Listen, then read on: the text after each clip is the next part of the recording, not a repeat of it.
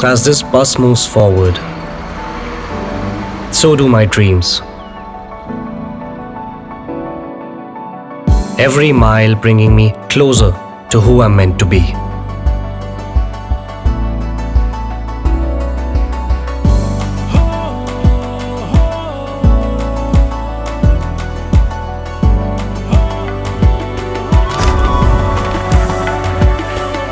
Sinkhania Educational Institute, cultivating knowledge.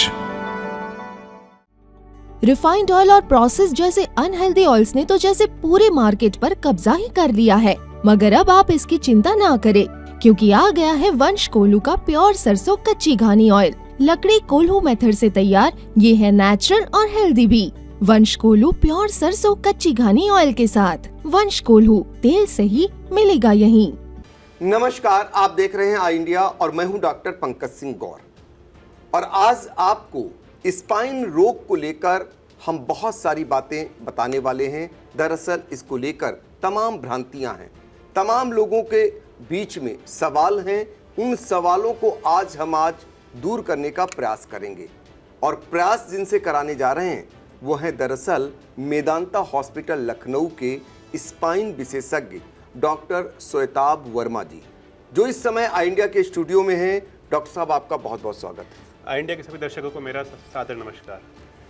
तो आज शुरुआत करते हैं स्पाइन रोग को लेकर और जानकारी आपसे जुटाने का प्रयास करेंगे। जो भ्रांतियां हैं उनको दूर करने का प्रयास करेंगे। तो शुरुआत करते हैं पहले सवाल से। किन लक्षणों को अनदेखा नहीं करना चाहिए स्पाइन रोग को लेकर? जी, बहुत ही इंपॉर्टेंट सवाल है ये।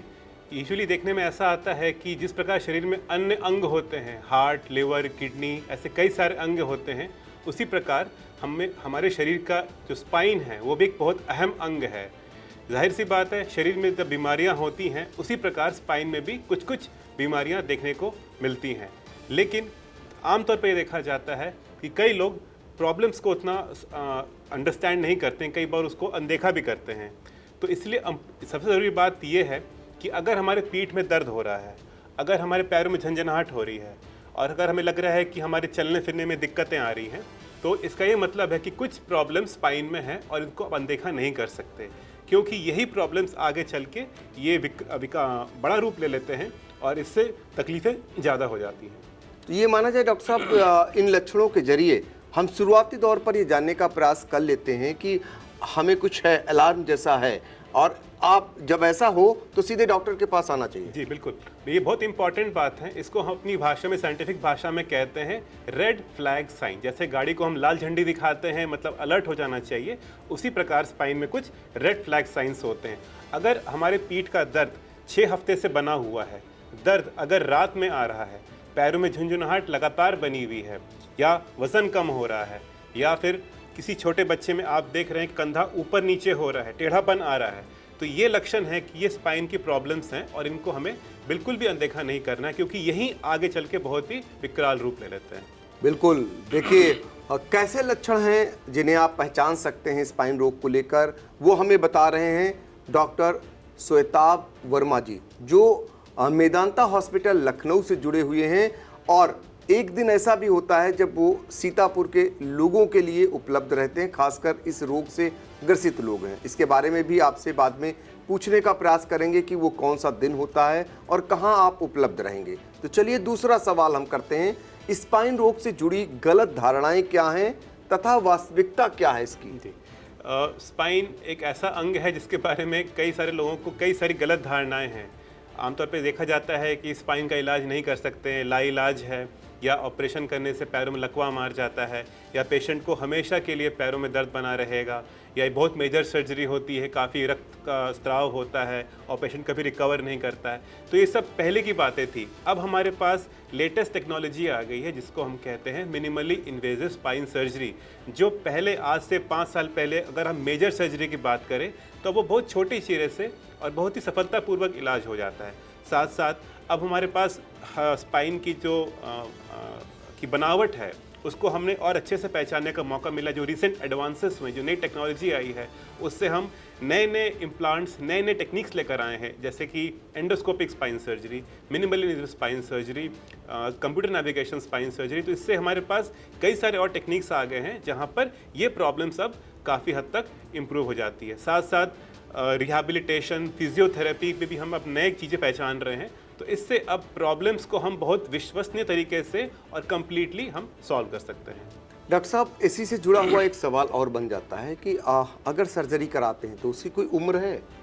जी, देखिए, प्रॉब्लम्स पे निर्भर करता है कि उसको ज़रूरत सर्जरी की है या दवाइयों से इलाज हो जाता है। अब जैसे आप देख लीजिए, कोई बच्चा 3 साल का है या बच्चा 10 साल का है और उसका कंधा टेढ़ा हो रहा है। माँ बाप ने देखा कि जब बच्चे बड़े होते हैं तो यंग लड़कियों में जब मासिक शुरू होता आने का, तो आप माँ बाप देखते हैं कि स्पाइन टेढ़ी हो रही है, उसको हमारी भाषा में कहते हैं स्कोलियोसिस।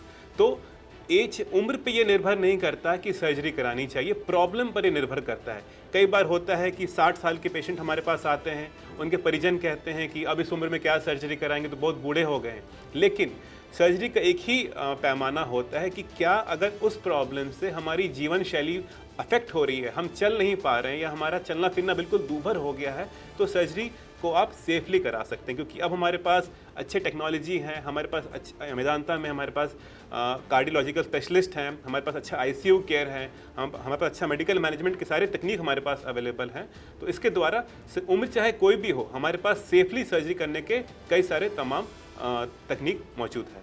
बिल्कुल। तो देखिए, बहुत बड़ी बात निकल करके आई कि स्पाइन से संबंधित जो सर्जरी होती है उसमें उम्र कोई बाधा नहीं बनती, उसकी कोई सीमा नहीं होती है और बहुत सारा जो बदलाव देखने को मिला है। तो अब विज्ञान में जो बदलाव है उसके जरिए बहुत सारी बीमारियों पर काबू भी पाया जा रहा है। अगला सवाल मेरा है, क्या स्पाइन की बीमारियों में सर्जरी ही एकमात्र विकल्प है, जैसे मैंने आपसे पूछा?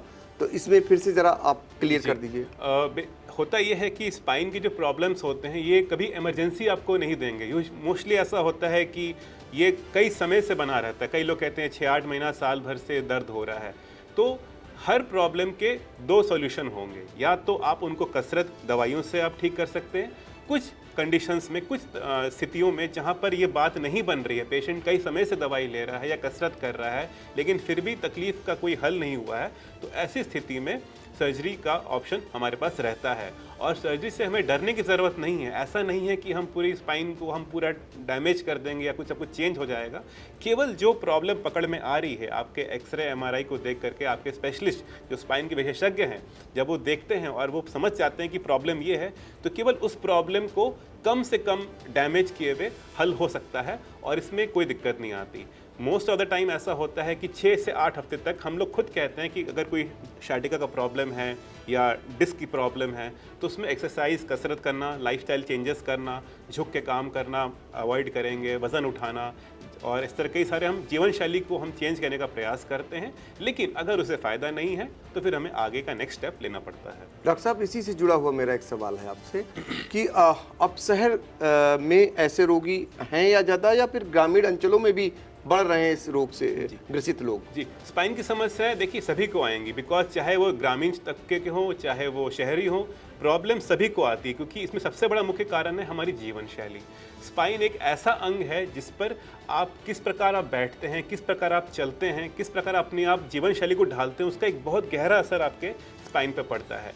कई लोग होते हैं जो घंटों घंटों IT प्रोफेशनल हैं, कंप्यूटर पर दिन भर बैठे रहते हैं, जाहिर सी बात है दर्द होगा गर्दन में, कमर में।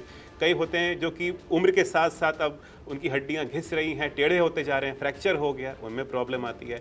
तो ये आप देखेंगे चाहे ग्रामीण हो चाहे शहरी हो, सभी को ये प्रॉब्लम आती है। लेकिन शहरों में ये प्रॉब्लम थोड़ी ज़्यादा देखने को मिल रही है क्योंकि ये जो कृत्रिम हमारी जो आधुनिक जीवन शैली, तथा कथित आधुनिक जीवन शैली है, इससे हम और अपने स्पाइन को प्रॉब्लम में डाल रहे हैं। बिल्कुल। देखिए, बहुत बड़ी बात, जो हम आधुनिकता की ओर बढ़ रहे हैं वो हमें कैसे रोगों को जन्म दे रहे हैं, इस पे बात कर रहे थे।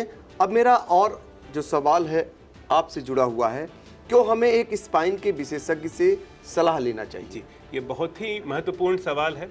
कारण ये है कि जैसे सपोज कि आपकी गाड़ी पंक्चर हो जाती है, आप अपनी गाड़ी को एक अच्छे गैराज में ले जाते हैं क्योंकि आपको भरोसा है कि उस गैराज का मैकेनिक मेरी गाड़ी को समझता है, उससे नॉलेज है और उसने इस काम को किया हुआ है। तो हम छोटी छोटी चीज़ें में, जैसे कि आप कहीं बाल कटवाने चाहते हैं, अपने हेयर मेकअप करने चाहते हैं, तो आप अच्छे से अच्छा सैलून में जाते हैं क्योंकि आपको पता है कि वहाँ स्पेशलिस्ट बैठा हुआ है। तो उसी प्रकार अगर आप देखेंगे 10 सालों में स्पाइन की प्रॉब्लम्स में काफ़ी बदलाव आए हैं और उनकी अंडरस्टैंडिंग, उनके इलाज की पद्धति काफ़ी चेंज हो चुकी है। तो अब कुछ स्पेशलिस्ट डॉक्टर्स होते हैं जो कि अपना सारा काम केवल स्पाइन पे फोकस करते हैं और इसीलिए ये अब आप देख सकते हैं कि पिछले 5-7 साल में स्पेशल स्पाइन सर्जरी के स्पेशल आपको विशेषज्ञ मिलेंगे क्योंकि हर आदमी हर नॉलेज को कवर नहीं कर सकता। इसीलिए अब क्योंकि स्पेशलिस्ट आपको हर शहरों में मिलते हैं, तो ये इम्पॉर्टेंट है कि अपनी स्पाइन प्रॉब्लम को आप एक ऐसे व्यक्ति से डिस्कस करें, उससे सलाह लें जो कि एक्सक्लूसिवली स्पाइन का काम ही करता हो, बिकॉज वो आपको हर चीज़ क्लियरली बताएगी कहाँ प्रॉब्लम आती है, कहाँ नहीं आती है और लेटेस्ट हमारे पास इलाज में क्या उपलब्ध है। बिल्कुल। तो देखिए, क्यों जाना चाहिए विशेषज्ञ के पास जब कभी आपको प्रॉब्लम होती है, उसके बारे में आपने बताया। डॉक्टर साहब, क्या स्पाइन की सर्जरी काफ़ी जोखिम भरी होती है या मेजर सर्जरी होती है? देखिए, ये अन्य लोगों की धारणा होती है कि स्पाइन बड़ा मेजर सर्जरी होता है, लेकिन अगर आप देखेंगे दिल की बीमारियां, हार्ट की बाईपास हो, एंजियोप्लास्टी हो, वो आपके स्पाइन से कहीं ज़्यादा मेजर होती हैं। रीज़न बीइंग क्योंकि वहाँ पर आपके हार्ट को डायरेक्टली इन्वॉल्वमेंट है। लेकिन आश्चर्य की बात है कि स्पाइन में ऐसा कोई भी लाइफ का रिस्क नहीं रहता। ये क्योंकि मन में धारणा बैठी है कि स्पाइन का बहुत मेजर प्रॉब्लम है, उसको मेजर सर्जरी होगी, तो ऐसा बिल्कुल नहीं है। अब तो स्पेशली जब हमारे पास मिनिमली इन्वेजिव छोटे चीरे से करने की हमारे पास तकनीक उपलब्ध है, तो सारे प्रॉब्लम्स को हम बहुत ही सहजता से, बहुत छोटे चीरे से ही काम कर लेते हैं। तो हाँ, क्योंकि प्रॉब्लम आपकी नसों के आसपास को हमें सॉल्व करना है, तो डेफिनेटली बात सही है कि थोड़ा मेजर काम तो है, लेकिन इससे जुड़े हुए खतरे बहुत कम हो जाते हैं। तो मैं नहीं मानता कि अब इसको कहना कि मेजर सर्जरी है या लाइफ चेंजिंग सर्जरी, ऐसा नहीं है इसमें। बिल्कुल। तो सर्जरी को लेकर जो भ्रांतियां हैं उसको दूर किया आपने और हम आपको लगातार बता रहे हैं कि हमारे साथ मौजूद हैं मेदांता हॉस्पिटल लखनऊ के जो है आपके जो विशेषज्ञ हैं स्पाइन के, डॉक्टर श्वेताब वर्मा जी। आपसे अगला मेरा सवाल ये है, क्या ऑपरेशन के बाद, जैसा कि लोगों में एक अविश्वास जैसा रहता है, व्यक्ति चलने फिरने योग्य नहीं रहता है? जी, ये बहुत बड़ा सवाल है जो मैं हर दिन अपने पेशेंट से सुनता हूँ। जो भी सर्जरी के लिए आता, मन में इतनी डाउट्स लेकर आता है। पहला सवाल है कि क्या मुझे बिस्तर पड़ा रहना पड़ेगा? तो एक चीज़ मैं आपको बताता हूँ बहुत क्लियरली, बहुत साइंटिफिक बात बताता हूँ। आपकी रीढ़ की हड्डी में 33 हड्डियाँ होती हैं। आपके स्पाइन को हम कहते हैं मेरुदंड। मेरुदंड आपकी लंबर हड्डी L1 के पास खत्म हो जाता है, उसके नीचे केवल पतली पतली नसें होती हैं। वो एक घोड़े की पूंछ आपने देखी होगी, उस तरह की कुछ नसें पानी में तैरती हैं।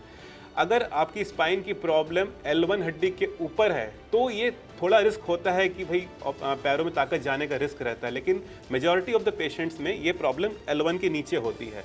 तो इसमें पैरों में ताकत खत्म होने का कोई रिस्क नहीं है, 0% रिस्क है। ये मैं आपको आज बहुत क्लियरली बता रहा हूँ।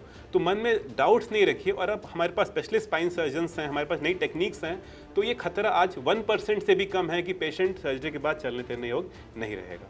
तो स्पाइन से जुड़ी हुई तमाम आपने बातें आज बताई, तमाम भ्रांतियों को दूर करने का प्रयास किया। अब सवाल ये उठता है कि जब स्पाइन रोगी है तो बेहतर इलाज, खासकर मेदांता अस्पताल लखनऊ में क्या स्पाइन समस्याओं के लिए सुविधाएं उपलब्ध हैं? जी, मेदांता अस्पताल लखनऊ में हमारे पास एक बिल्कुल अलग डिपार्टमेंट है स्पाइन सर्जरी का, जहां पर हम केवल स्पाइन संबंधी समस्याओं का इलाज करते हैं।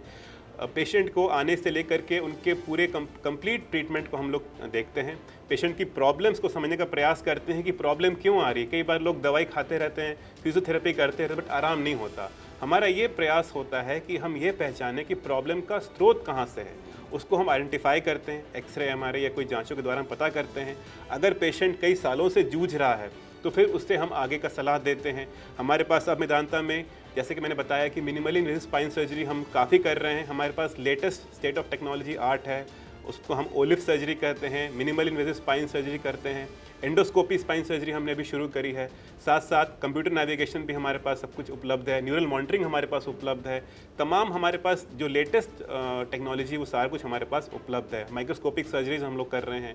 तो इससे ये फ़ायदा है कि रिस्क बहुत कम हो जाता है और पेशेंट बहुत जल्दी वापस चलना शुरू करता है। साथ साथ हमारे साथ एक अपनी पूरी डेडिकेटेड, पूरी तरह से कमिटेड हमारी फिजियोथेरेपी की टीम रहती है, जो पेशेंट का भर्ती से लेकर के छुट्टी के बाद तक सारा फिजियोथेरेपी, एक्सरसाइज और रिहैबिलिटेशन पे पूरा फोकस करती है। तो देखिए, जो स्पाइन के रोगी हैं उनके लिए मेदांता अस्पताल लखनऊ में क्या क्या सुविधाएं हैं ये डॉक्टर साहब बता रहे थे। अब ऐसे में एक सवाल अहम हो जाता है कि जो आर्थिक रूप से कमज़ोर मरीजों के लिए क्या यह इलाज यहाँ सुगम है? जी, तो चाहे आर्थिक कमज़ोर हो, चाहे आर्थिक रूप से सक्षम हो, इलाज सभी के लिए है। मेदांता अस्पताल के स्पाइन सर्जरी डिपार्टमेंट में हमारा यह मानना है कि जो लेटेस्ट टेक्नोलॉजी है, जो सबसे एडवांस्ड स्पाइन केयर है, चाहे स्पाइन में ट्यूमर हो, चाहे स्पाइन में फ्रैक्चर हो, चाहे टीबी हो, चाहे और किसी भी तरह की बीमारी हो, ये इलाज सभी तक पहुंचना चाहिए।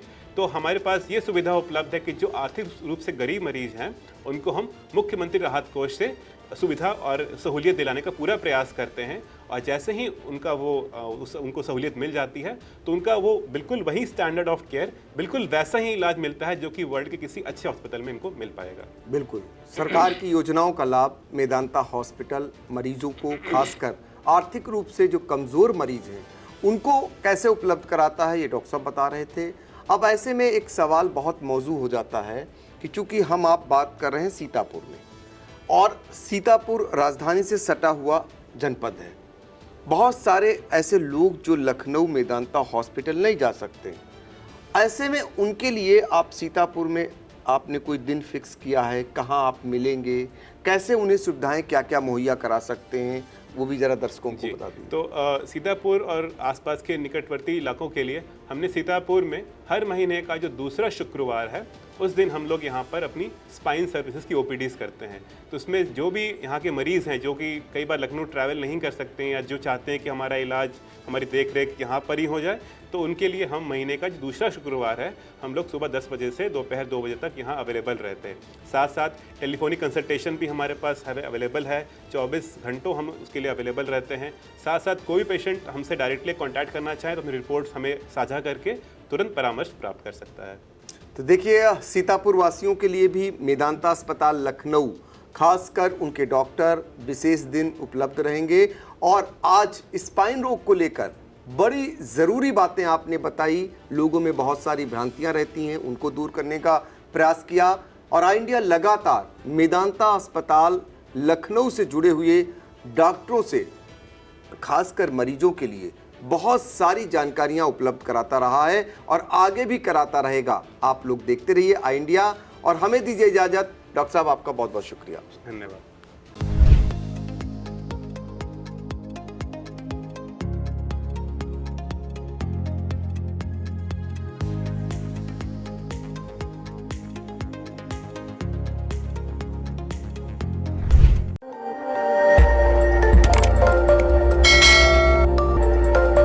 खबर आपकी, नजर हमारी। देखते रहिए आई इंडिया।